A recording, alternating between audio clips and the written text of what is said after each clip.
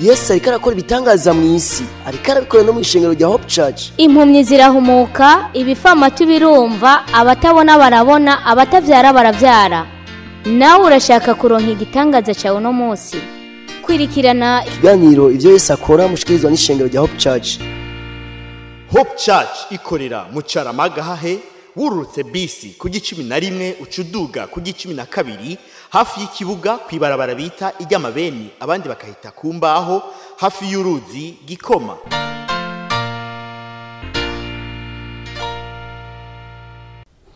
Kaze muri kiganiro kidasanzwe, ikiganiro ivyo Yesu akora mutegurirwa mugashikirizwa n'ishengero rya Hope Church mu Caramagahahe. Kuri mikro muri kumwe na Pasteur Jackson Nkeshimana. Ivyo tugomba kubashikiriza uno munsi tuza guhera kubaha intahe, maze tubabwire n'urutonde rw'ishengero, turaza no kubaganiriza ibidasanzwe bijanye n'ivyo tuko turasengera muri no misi, tuko turasenga dusengera kubijanye no guhagarika impfu zimonogoza kenshi mu mpera z'umwaka. Turaza kuba rero intahe, z'ivyo Yesu ariko arakora mu shingo rya Hope Church. Yesu ariko akorera abantu benshi ibintu byinshi cyane, kandi benshi bariko hatabarwa. Turiko turabona abantu bafise ingwara zinaziriya batarwagwa, Yesu abagirira neza. Si twe tubikora, ariko ni Yesu abikora muri twebwe. Rero turagwaye kaze kugira ngo nawe Yesu aza kugire neza ku munsi wejo, nawe uzoze utabarwe, twama twinjira Gatatu. Amiga ya mbere injira igihe cy'isaha 2, amiga ya kabiri akinjira isaha 4:45, amiga ya gatatu akinjira isaha 10 zuzuye neza. Ndasubiramo, amiga ya mbere ni isaha 2, amiga ya kabiri isaha 4:45, amiga ya gatatu ni saa 10 zuzuye neza. Turagwaye kaze rero kugira ngo uzoze nawe ku munsi wejo utabarwe. Muraza kumva zimwe mu ntahe, sintahe zose z'ivyo Yesu yakoze muri Hope Church. Oya, Yesu ariko akora ibintu byinshi cyane, ariko ndagwaye kaze kugira ngo nawe uze wiyumvire, canke uze nawe ugirirwe neza mu bandi, urafise amaraso atukura nk'ayabandi, uko batabarwa nawe niko utabarwa. Nawe ndagwaye kaze kugira ngo nawe utabarwe, kugira ngo nawe ugirirwe neza. Abantu rero barisamara ko ugasanga avuga ngo urumva ngo ni kure, ngo byaduze byamanutse, ariko kandi ariko atanga amahera kwa muganga, akanirwa kuriha itike imushikana haza gutabarwa n'Imana yamuremye. Urazi ko Imana ikuzi wewe wese, niwe yakuremye, niwe azi imitsi ingene yayikoze, niwe azi inyama zawe ingene yazikoze, umushishito ibi nabiriya, niwe azi ingene yabikoze. Uzoze rero ku munsi wejo tugusengere. Turiko turasengera abantu bose, kandi twiga n'ijambo rijanye no guhagarika impfu zimonogoje mu mpera z'umwaka. Impfu ziri monogoza cyane mu mpera z'umwaka, ugasanga abantu bako barapfa ovyo gusa, kuzubona abantu bapfa gose cyane gose, bariko barapfa gose mu mpera z'umwaka. Ariko wewe nawe Yesu aza gutabare kabisa, ntuzobe muri abo bazopfa mu mpera z'umwaka, abawe ntibazobe muri abo bazopfa mu mpera z'umwaka. Rero turasenga tukabihagarika, suko duhagarika ko utazopfa ubuzima bwawe bwose, ariko rero umunsi wawe gupfa ni wagera akaba ari uzopfa. Ego, kuko igihe cyawe cyo gupfa nikiragera. Ego, sinzi ko wemeranya nanje. Nimba wemeranya nanje vuga uti amena. Igihe cyawe cyo gupfa nikiragera, vuga uti amena. Vuga uti amena nimba hataragera kupfa, vuga uti amena. Ego, mugabo nimba hamaze kugera reka kuvuga amena ntaje. Ariko rero ndizera ko nawe wumva ko igihe cyawe kitaragera cyo gupfa. Ndagwaye kaze rero ku munsi wejo kugira ngo tugusengere. Twama dufise ibikorane vy'amabiba mu ntango z'ukwezi, mu ntango z'ukwezi kwa11 rero tuzogira ikorane tariki 7 ni samedi ya mbere y'ukwezi, igikorane cyo guhura n'Imana. Hamwe uvugana n'Imana ibizoba muri uko kwezi, ugahura n'Imana. Guhura n'Imana bizoba itariki 7 z'ukwa 11. Mbaye ndabikumenyesha muri iki gihe kugira ngo ubimenyere. Ni tariki 7 isaha 2 zo mu gitondo z'ukwezi kwa 11. Ndagwaye kaze kugira ngo tuze tuvugane, Imana izivugane nawe, nawe uzuvugane n'Imana kubijanye n'ukwezi kose, ukwezi kose kwa 11. Ariko ubu naho ndagwaye kaze kugira ngo uze tugusengere, kugira ngo impfu zamaziba mu mpera z'umwaka nize zibe mu muryango wawe, nize zibe ni wawe mu buzima bwawe, bize bigende neza. Izo ngwara ziguma ziguhiga, ivyo bibazo biguma biguhiga, ibinabiriya biguma bikubuza amahoro, kaze rero ku munsi w'ejo kugira ngo tugusengere. Reka ndaguhe umwanya wo kumva zimwe mu ntahe z'ivyo Yesu akora, sintahe zose oya ni zimwe mu ntahe Yesu akora ibikomeye byinshi cyane n'ibihambaye n'ibitangaza mu ishengo rya Hope Church. Ndaguhaye kaze rero kugira ngo uzobe nawe mubazogirirwa neza, ego cyane. Yesu akugirire neza, Yesu agutabare, akube hafi. Reka inyuma y'izi ntahe rero Pastor Jackson Nkeshimana cangaruka muri studio kugira ngo tubandanye tuyaga. Yesu abahezagire. Yesu ariko arakora ibitangaza mu isi, ariko arabikora no mu ishengero rya Hope Church. Yesu ariko arakora ibitangaza mu isi, ariko arabikora no mu ishengero rya Hope Church. Maze kunja ko munda byo munda byari hanze, banjanye kwa muganga ibyo munda biri hanze. Amen. Bimaze kugenda uko je nagarukiye kuri Morgue inshuro zitatu. Ubugira gatatu niho yaciye harenguka umushinwa kuri wa karede, we harura ahantu kuri Medecins Sans Frontières mu Kigobe, barinze bakwanga ati muri ko mutuzanira ikizigo umuntu yapfuye kera. Jewe nyamushinwa yaciye azajeho nari nataye ubwenge, urumva nane napfuye, yankoze ko kumitsi yo ngaha cyavuga ati umuntu aracyari muzima, ni mu mutere inshinge nyinshi arashobora kuza gukira. Yesu nashimwe. Je muri koma namazeyo iminsi 5 barindiriye gusa yuko nopfa nyene burundu. Camara amezi 3 ntafungura, ngaburirwa na serumu zonyene, munda ndi vide atavyo munda birimo. Je basubiyemo kuntera amafyigo y'undi muntu, ayi wanje yamenaguritse.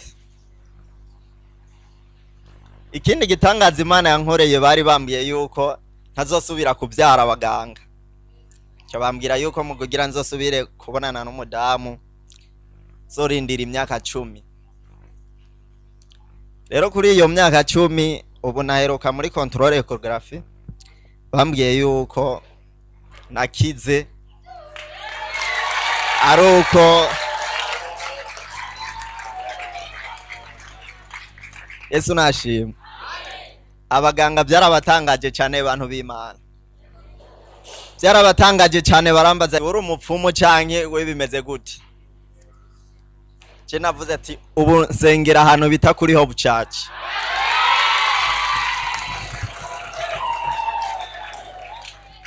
Ati rero nico gituma umanya n'isaha nakize. Arambaza ati mbe waragiye ku muganga numwe w'ikirundi? Oya, umuganga je mfise yari Yesu Kristo wenyene.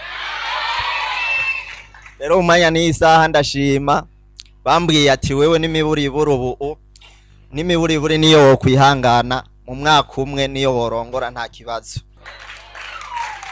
Amen. Yesu ariko arakora ibitangaza mu isi, ariko arabikora no mu ishengero rya Hope Church. Yesu ahabwe icubahiro. Kandi ndashimira Imana kwa gatatu naje ndemvye ntashobora kwicara mugano ko minduru. Mukozi Imana avuze ati fataho mugwaye, niko navuye ngaha numva nkize. Ko nabwiye Imana nje ngaha mbabaye, mve ngahe zingwa zisiganye kuri uyu musozi nje ko kwicarako. Cangenda nkize numva ngaha hose ngenda amahoro. Yesu ariko arakora ibitangaza mu isi, ariko arabikora no mu ishengero rya Hope Church. Yesu nashimwe. Yesu nashimwe kandi. Nanje mpagaze hano ngomba gushima Imana. Rero nongeye gushima Imana kuba ndi muzima, kuko muri 2011 itariki 20 z'ukumunani narigeze kugira isanganya. Twara abantu 9 muri abo 9 nta numwe yahavuye, no wari mundi wanje yarapfuye. Yesu nashimwe. Kuko nafiyonyotse amagufa yo ngaha afise indamunda, ndatobokagurika ngaha no ngaha imitsi yo ngaha iracika. Yesu nashimwe. Ndiko shimira Imana ko bigikunda ko mpagarara, ndiko shimira Imana ko bikunda ko ntambuka. Yesu nashimwe. Niwiyumvire kuva mu bantu 9 kandi n'uri mundi wawe akagenda. Yesu nashimwe. Rero shimira Imana ko yemera kuba kigenda ngihagaze, shimira Imana ko byo babigikunda ko nkiyivuga. Byo naje ngaha anye ndamaze igihe mugabo ntawapfa mbaza ngo waje ryari. Yesu nashimwe. Naje ngaha mugabo bidakunda ko ushobora kugira gutya anya, ntibyakunda kuko nari ngwaye mu mave. Yesu nashimwe. Kandi wari umutwaro unduhije cyane, wari umutwaro unduhije kandi unduhije ubugira. Kandi ndashika ngaho ikintu nasengeye ubwa mbere ndabwira Imana nti Imana fise ingwara zibiri ni wazinkiza, nanje nzohagarara ndagushime kandi nzogukorera ataburyarya. Yesu nashimwe. rero sinokubwira ati nanyowe mutumeze gute kugira ngo ayo mavakire ntavyo nzi kuko nisanze shobora kwicara hama ngahaguruka. Yesu nashimwe. Sinzi uko byagenze ntabwo bimbaza. Yesu nashimwe. Niya kabiri nuko ntaraja kwipimisha nibaza ko ndi muzima. Nari mfite hepatite. Yesu nashimwe. Nari mfite hepatite muganda amaze kuronka indoto zimbwira ko ndi muzima. Yesu nashimwe. Imana yo mwijuru nihabwa icubahiro namwe muvyumve nuko. Yesu ariko arakora ibitangaza mu isi, ariko arabikora no mu ishengero rya Hope Church. Yesu ariko arakora ibitangaza mu isi, ariko arabikora no mu ishengero rya Hope Church. Amen. Amen. Sema amen. Sindabumva. Sema amen. Nivyiza cyane. Bo ku munsi wa gatatu je nari ngaha sinzi ko muba muvyibuka. Jewe naravuze nti mu buzima bw'iwanje ni rya mbere nja mu bintu bita amashengesho. Rero ico kintu namye ndacipfuza yuko nanje noja mu mashengesho, ariko kandi ndabona yuko Imana yabikoze. Urumva sinoreka nanje kudashima vraiment si kumbure n'ikindi gihe izogumigirane inyongera akandi kanya. Jewe mu buzima naguma ngende ibintu by'akazi, nguma ngenda hariya ngo tugiye gukora ugasanga tuvuye yuko, twagaruka ngo tuzoza hariya tukagenda ugasanga tuvuye yuko. Muganda ndavuga ati ntacyo, hari igihe bizogenda neza. Ariko ico gihe ndiko niruka ku bintu by'akazi nta kintu na kimwe naronka vraiment nukuri. Ariko maze gushika ngaha asha ntivyatevye, buke buke ngiye nk'ahantu nkumva ngo nkorere kano nkagakora nkayaronka. Bo buke muga ico gihe naronka yo urumva yarasuye nyene yarasuye. Nkavuga ati none bizogenda gute ko mbona imisi kwigenda, bizogenda gute? Ariko ntajo. Rero ikintu noshimira ku Imana novuga yuko guhera nyene dimanche ntazi naziye numva umuntu aza kundondera uwa mbere wumviriza ngo jewe ndafise hajya ahantu nkeneye yuko uzohanyubakira. Turakoze mara Bujya ngenda nyere nk'umuntu ariko yiyumvira ukuntu uzohatekenika nza numva ubundi ngo bo ngo je ngo hajya ahantu ngo nkeneye yuko ngo wondondera abantu ngo bashobora kumfasha ngo hama ngo nawe tuzovugana. Ndavuga ati nyishu y'Imana iri kwiraza. Nukuri ivyo bintu ndabishimira ku Imana cyane kuko ndabona yuko imbere ari heza. Hano hantu ni Imana ihari, uhakengera azokengere. Yesu ariko arakora ibitangaza mu isi, ariko arabikora no mu ishengero rya Hope Church. Yesu ariko arakora ibitangaza mu isi, ariko arabikora. Nizere ko izi nahe zigize icyo zigufashije. Izi ni zimwe mu nahe, si nahe zose z'ivyo Yesu yakoze mu ishengero rya Hope Church. Yesu ariko arakora byinshi cyane mu ishengero rya Hope Church. Izo ni zimwe mu nahe, si nahe zose oya. Si ni cyakabiri cyangwa icicumi, ni nyinshi cyane z'ivyo Yesu ariko arakora mu ishengero rya Hope Church. Nawe turagwaye kaze, nawe Yesu akugirire neza, nawe Yesu akwiteho, nawe Yesu akubabare. Yesu arakeneye kukugirira neza, Yesu arakeneye kuba hafi yawe, Yesu arakeneye ko yoguha inyishu y'ibibazo byawe. Nuko gusa nawe umenga uri kurasamara nuko urabona iby'ubuzima bwawe. Hari igihe usanga uri kuritwararika ibindi bitajanye n'ubuzima bwawe, ariko ibijanye n'ubuzima bwawe ugasanga uri kuravyibagira. Ego Yesu arakeneye ko yogukiza iyo ngwara, Yesu arakeneye ko yoguha inyishu y'ico kibazo cyawe, ariko wowe uri kurisamaza ukuntu. Reka ndakubwire kaze ku munsi w'ejo, nawe usengerwe. Kaze ku munsi w'ejo nawe usengerwe. Dusengera abantu ku buntu atana kimwe tubasavye, nta nifaranga na rimwe tubasaba, nta n'ikintu na kimwe tubasaba, nta n'iki cyangwa ikindi tubasaba, turabasengera ku buntu. Kandi tuko turabinginga ko mwoza tubasengere nkuko dusengera abandi nabo bakagirirwa neza, nawe wogirirwa neza, nawe utabarwa, nawe Imana yo kwishura. Ego kaze ku munsi w'ejo tuma dufise amiga atatu. Amiga ya mbere atangura isaha 2, amiga ya kabiri agatangura isaha 4 n'iminota 45, amiga ya gatatu agatangura isaha 10. Ndaguhaye kaze rero nawe kugira ngo Yesu akwiteho, Yesu akugire neza. Ntihagoye, ni mucara magahe urenganye ibarabara rya 11 aho mabisi asanzwe akatira, ucuja kwibarabara rikurikira biti rya 12, abandi bakagita igimbaho kuko hariho aho badandariza imbaho hanini cyane. Abandi nabo bakahita ku mabeni, ibarabara ry'amabeni ko amabeni menshi arakunze kuhaca.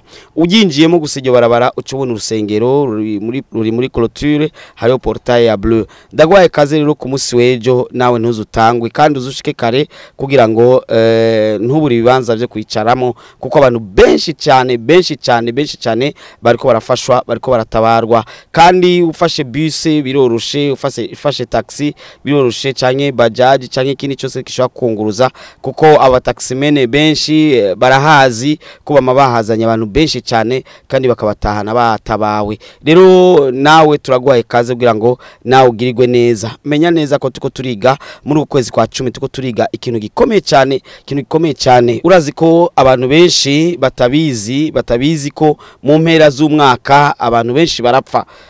Mu mpera z'umwaka usanga ari accident abariyo impfu nyinshi. Rero turiko turiga impamvu ki zituma abantu benshi bapfa mu mpera z'umwaka kandi tukaca tukabihagarika. Hari abantu bavuga ati urupfu ntushobora kuruhagarika. Urupfu reka ndakubwire, urupfu ni ikintu cumva. Ijambo ry'Imana rivuga ngo urupfu tuzorubwira ngo warupfuwe ngo uruboyi rwawe ruri hehe. Hari n'ikindi gihe uzamva ngo urupfu rutaraza ngo be uriteguye. Nuvuga ko urupfu ruragenda rukaza ahantu kandi yaduhaye ubasha hejuru y'ibintu byose. Turafise ubasha bwo guhagarika urupfu ruje mu gihe kitarico. Burya umuntu wese ari kure kuzopfa mu gihe azoba ataraza, ariko umuntu wese apfa mu gihe kigeze. Izi mpfu rero zikunze kuba mu minsi ya nyuma y'umwaka ni impfu ziza zakozwe n'abana b'abantu. Impfu ziza zikozwe n'abana b'abantu rero zijya zikozwe n'abana b'abantu ntiziba zarungitswe n'uhoraho. Ntiziba zirungitswe n'uhoraho kandi abarundi benshi barabizi ko ari abantu bapfa usanga agapfa mu gatapfuye ukazamva ngo ariko akoreshwa hanaka. Ivyo murabizi, abarundi benshi barabizi, abakiraho barabizi cyane. Izo mpfu turazihagarika. Umuntu azopfe ku munsi we hageze, kandi hageze murazi ko Imana ivuga imyaka y'umwana w'umuntu. Hari imyaka utegereza kuzoshitsa. Hari ikirundi kivuga ngo gukenyuka. Ntubure kure kukenyuka. Turasenga kugira ngo ntukenyuke. Ari gihe ushobora kuvyumva nabi. Niduhagarika urupfu Imana yateguye. Mugabo nabwo nyene turasaba Imana ko yo bihagarika. Bigakunda ko Imana irahagarika. Ibuka Ezekiya, Imana yarahagaritse imongera imyaka 15. Nawe Imana irashobora kongereza ikiringo cyo kubaho. Cyane izo ngwara mubona ziza mukabona ziza ari nyinshi cyane z'urusukirane zikaba zigomba kwica umuntu kandi ari ingwara itategerezwa kumwica. Ibuka Yesu abwira Maria na Marita ati ingwara siyo kumwica. Iyi ngwara siyo kumwica. Hari ingwara zo kwica, hari n'ingwara zitari zo kwica. Mbwa ukazobona umuntu arapfuye kandi yani ingwara itarikwiye kumwica.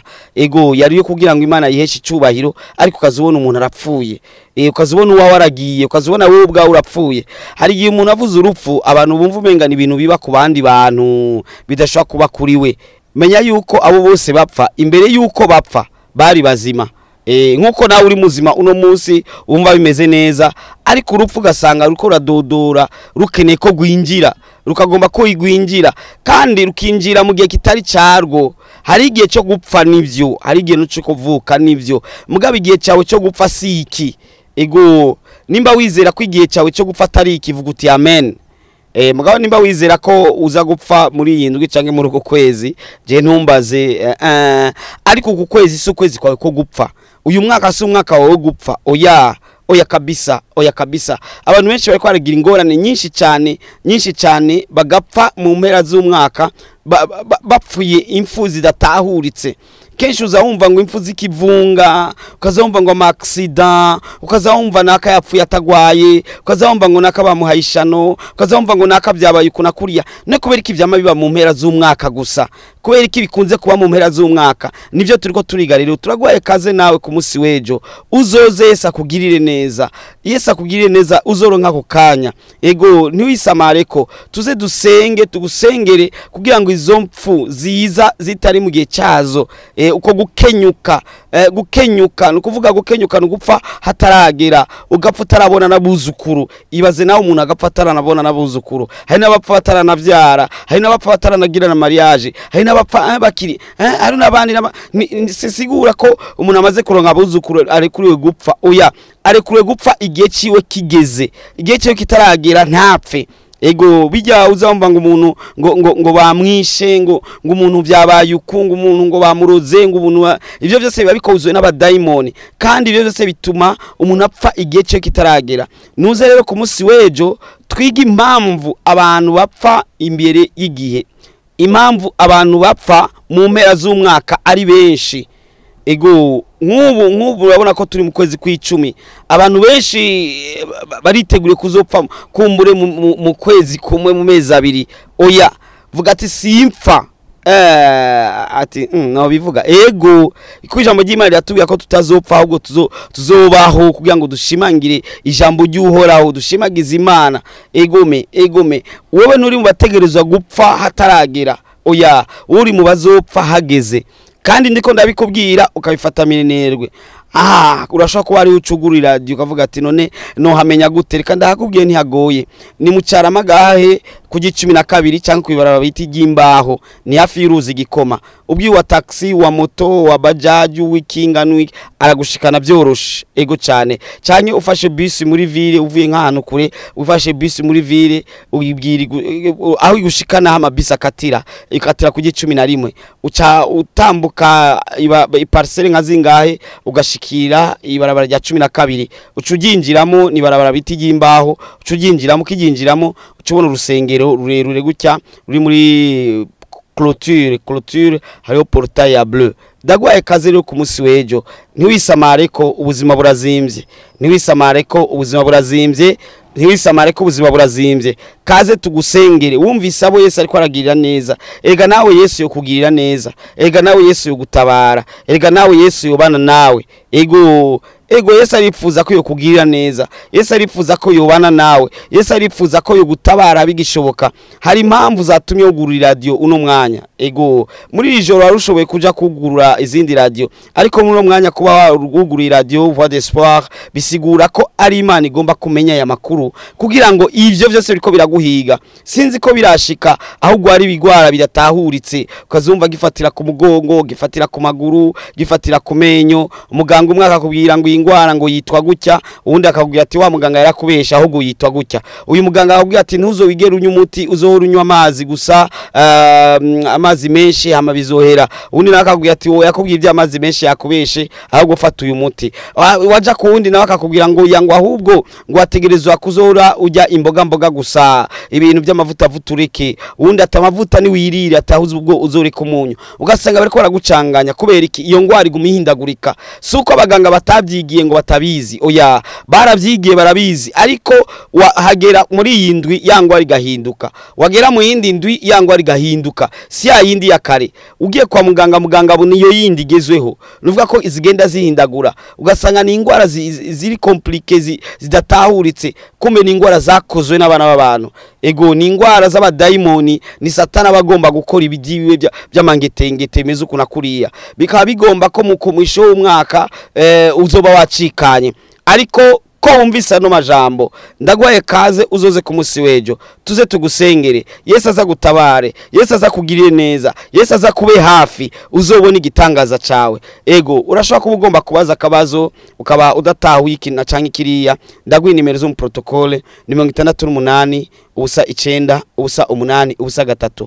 68 09 0803 68 09 0803 68 ubusa 9 ubusa 8 ubusa 3 68 ubusa 9 ubusa 8 ubusa 3 Yesu abandanya kugirira neza Yesu akube hafi Yesu akwitwararike reka ndagwe programme yo mushinga rya Church ingene imeze nuvuga ko misi yose kuwa kabiri no kuwa kane guhera saa 11 kugeza saa 12 twamadufise amasengesho adasanzwe isaha imwe na Yesu aho dusengera imitwaro itandukanye tukanabohoza ababoshwe tugasengera abafise imitwaro ikomakomeye n'isanzwe nayo nyine turayisengera kwa gatatu mu gatondo isaha 2 twamadufise amasengesho yo ku Karago ego isaha 2 niho utegereza kuba washitse ariko tugara umuryango saa 3 tugaye umuryango ntiture kuri urundi yinjira ko tuba twatanguye ibikorwa biriko birinjiramo neza nukuvuga ko dusengera abantu batandukanye bafise imitwaro itandukanye kandi benshi barabohoka muri ayo masengesho yo karago n'amasengesho ya afise inkomezi z'Imana kandi twama tubonamo ibitangaza byinshi cyane ego kwa Mungu rero twama dufise amiga 3 amiga ya mbere atangura isaha 2 amiga agira kabiri agatangura isaha 45 amiga agira gatatu akaba isaha 10 zuzuye neza ndagwaye kaze rero muri iyo programme kugira ngo nawe ugirirwe neza kugira ngo nawe utabarwe kugira ngo nawe Yesu akwibuke erega nawe Yesu yo kwishura abo bose bishuwe ntibafise amaraso atukura nkayi wawe none ko bereke utokwishurwa nawe Yesu agomba kugirire neza impamvu mumvirije radio no mwanya kugira ngo utabarwe nawe kugira ngo nawe Yesu akugirire neza ego kabisa ego vraiment nawe Yesu yo gutabara ndakwibutse inimero zo mu protocole ko ari 68 ubusa 9 ubusa 8 ubusa 3 68 09 08 03 ego urashobora no kuba ugomba kubona n'umukozi w'Imana kugira ngo usengegwe urashobora kuba ugomba kubona n'umukozi w'Imana kugira ngo usengegwe uca uhamagara kuri izo nimero nyene kugira ngo bagushire kuri programme ego woca uhamagara kuri izo nimero nyene kugira ngo bagushire kuri programme urashobora kuba ukeneye ko usengegwa wewe ku giti cyawe by'umwihariko ukavuga ati je ndakeneye kubona n'umukozi w'Imana ngo nsengerwe ndafise ikintu ngomba ko ndamubwira ndafise ikintu ngomba ko anyakira tuvugane ego uca uvuga no protocole nyene kugira ngo agushire ku rutonde kugira ngo usengegwe biraba byiza cyane kandi byo gufasha cyane ndagwaye kaze cyane ndakwifurije rero kugira ijoro ryiza ijoro ry'umugisha ijoro ryo kwitabwaho n'Imana ijoro ryuko Imana nawe ibana nawe ivugana nawe ejo uze uzinduke uza gusenga muri Hope Church ni mu Cyaramagahahe ego kujya 12 kwibara bita igimbaho ndagwaye kaze cyane niwisamareko iri joro kubera ijoro ryiza vuga uti amena urota Imana vuga uti amena ibibazo ntibisure kandi kugaruka mu izina rya Yesu vuga uti amena Imana ikugendere muri iri joro Imana ivugane nawe urota inzozi nziza uzuravuga ati amena bya bindi byo gukangagurika bihagarare mu izina rya Yesu bya bindi byo kurota nabi bihagarare mu izina rya Yesu bya bindi byo kurota bapfuye bihagarare mu izina rya Yesu iri joro likubera ijoro ry'umugisha ijoro ry'akataraboneka ego ukingirwe n'Imana urugo rwawe rumere neza iri joro urugo rwawe ibe neza kabisa ego cyane Yesu aguhezagire mwari kumwe na Pasteur Jackson Nkeshimana wo mishengero rya Hope Church ni mu Cyaramagahahe kujya 12 abandi bakahita kumbaho abandi bakahita kujya mabeni Yesu akugiye neza nizere yuko ku munsi wejo naho woba uva kure umunsi wejo uzokwinanata uzoze kugira ngo utabarwe ku munsi wejo isaha 2 canke isaha 4:45 canke isaha 10 zo kumuhingamo bivana umwanya wawe ndagwaye kaze kwa kane rero kwa kane tuma dufise amasengesho yisaha imwe hamwe no kwa kabiri naho nyine ndagutumiye kugira ngo ntuzubure kuza isaha 11 gushika saa 12 muraza amasengesho singoma ngo abe menshi cyane mugabo uribuka ko isengesho rya Elia ryamaze umwanya muto mugabo ryaratibuye umuriro uzoze mu isaha imwe yonyene uzobona igitangaza cawe kwa kabiri no kwa kane twama dusenga isaha 11 gushika isaha 12 aho nyene mu Cyaramagahahe ego kabisa ndagwaye kaze tuma dufise amasengesho mu gatondo ku bantu baba hafi yahajya ndagwaye kaze uzoruzindukana na Yesu n'amasengesho yitwa zindukana na Yesu ego n'amasengesho meza cyane twama tuyagira kuva kwa mbere gushika kwa gatanu isaha 12 zo mu gitondo gushika saa moya ukaca wigira mu mirimo yawe ndagwaye kaze kugira ngo uzubone igitangaza c'Imana witwararikwe n'Imana Imana ikugire neza niwibagire ko twama dufise amasengesho yo karago yo kwa gatatu duhera amasaa 2 mugabo saa 3 tukaba twugaye ntihagire uwundi yinjira ko tuba tuko turiyegereza Imana gushika isaha 7 ibitangaza byo byakoretse bari byinshi cyane intaye ziba zihari ziba ari nyinshi cyane ndagwaye kaze muri izo programme zose kugira ngo Yesu akugire neza ijoro ryiza Yesu abane nawe murakoze cyane Yesu ariko arakora ibitangaza mu isi ariko arabikora no mu ishengero rya Hope Church impumyi zirahumuka ibifamatu birumva abatabona barabona abatavyara baravyara mweje kumviriza ikiganiro ivyo Yesu akora mushikirizwa n'ishengero rya Hope Church Hope Church ikorera mu Cyaramagahahe wururutse bisi ku G11 ucuduga ku G12 hafi y'ikibuga kwibarabara bita iry'amabeni abandi bakahita kumbaho hafi y'uruzi Gikoma. Woburusha woburemerewe wofise ibibazo waburiye inyishu wobugomba kwakira Yesu Kristo nk'umwami n'umukiza w'ubugingo bwawe wobugomba kuvugana n'umukozi w'Imana Pasteur Nkeshimana womwandikira ubutumwa bugufi kuri 76 96 96 96 kugira ngo agusengere kandi agufashe mu buryo bw'impwemu. Yesu yavuze ngo nimuze kuri jewe mwese abananiwe n'abaremerewe ndabaruhura